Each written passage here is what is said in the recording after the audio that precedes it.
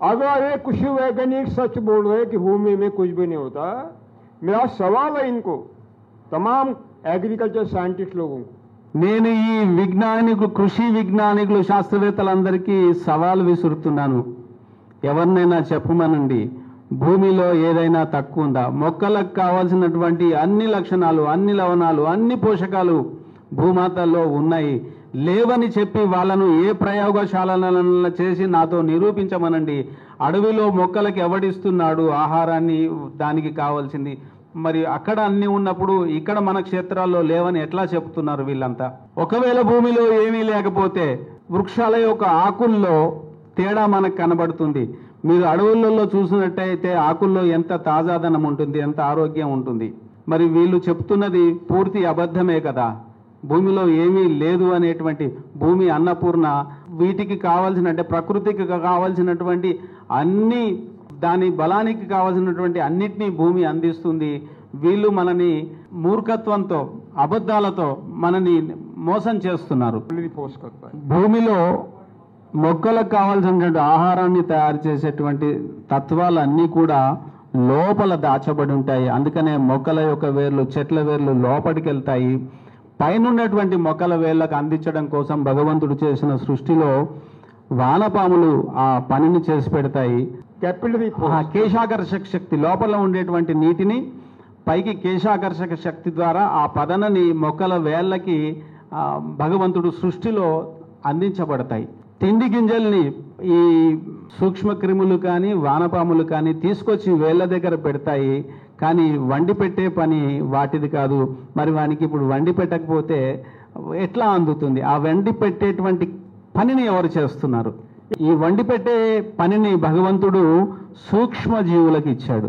ఈ సత్యము ఈ శాస్త్రవేత్తలకు తెలుసు గనక వాళ్ళు మనని మోసం చేయడం కోసం ముందుగా వాళ్ళ ఎరువులు అమ్ముకోవాలి, వాళ్ళు చేస్తున్నటువంటి క్రిమి సంహారక మందులు అమ్ముకోవాలి. కాబట్టి ఈ మొక్కకు వండి పెట్టి ఏర్పాటు చేసిన, భగవంతుడు ఏర్పాటు చేసినటువంటి ఈ సూక్ష్మ క్రిములను చంపేస్తేనే ఈ రైతులు మా వస్తువులను కొంటారు, మా వ్యాపారాలను పెంచుకోవడానికి ఉపయోగపడతారు.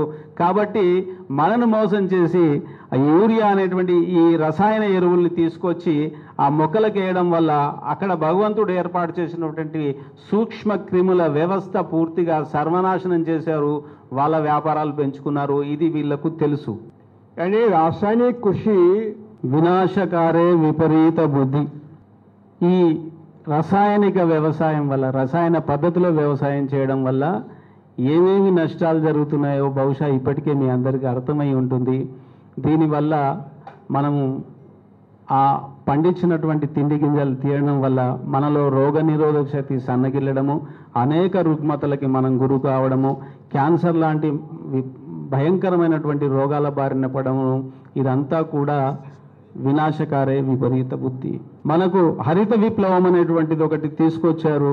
ఈ హరిత విప్లవం వల్ల అధిక దిగుబడులు వచ్చి మనకు ఆహార పదార్థాల కొరత లేకుండా ఉంటుంది అనేటువంటి ఒక భ్రమలోనికి మనకు తీసుకెళ్లారు. అది అంతా మీకు తెలుసు. ఈ ప్రభుత్వాలకి, ఈ కృషి వైజ్ఞానిక శాస్త్రవేత్తలందరికీ నేను ఈ హరిత విప్లవం సాధించింది విజయమే అయితే నేను సవాల్ విసురుతున్నాను. ప్రతి సంవత్సరం 150 లక్షల టన్నుల ఆహార పదార్థాలని, నూనె గింజల్ని విదేశాల నుంచి మనం దిగుమతి చేసుకుంటున్నాం. ఒకటి కాదు, పప్పు ధాన్యాలు కానీ, ఆహార పదార్థాలు కానీ, నూనెలు కానీ ఇంత దిగుమతి చేసుకుంటున్నాము. పైగా మీసాలు మెలివేస్తూ మన ప్రభుత్వాధినేతలు ఈ దేశం స్వావలంబన చెందింది అని చెబుతున్నారు. ఇది అబద్ధమా నిజమా మీకు తెలుస్తూనే ఉంది. केवल गेहूं चावल में स्वावलंबन माने खाद्यान्न में स्वावलंबन नहीं होता. కేవలము గోధుమలు వరి పండించి స్వావలంబన సాధించామని చెప్పుకుంటున్నాము. మనం భోజనం అంటే కేవలం గోధుమలు అన్నమై తినటం లేదు. కావలసినటువంటి పప్పు దినుసులు కానీ, మన ఇంటికి కావలసిన, మన వంటకు కావలసిన దినుసులు, పండ్లు, ఫలాలు అన్నీ కలిపితేనే స్వావలంబన.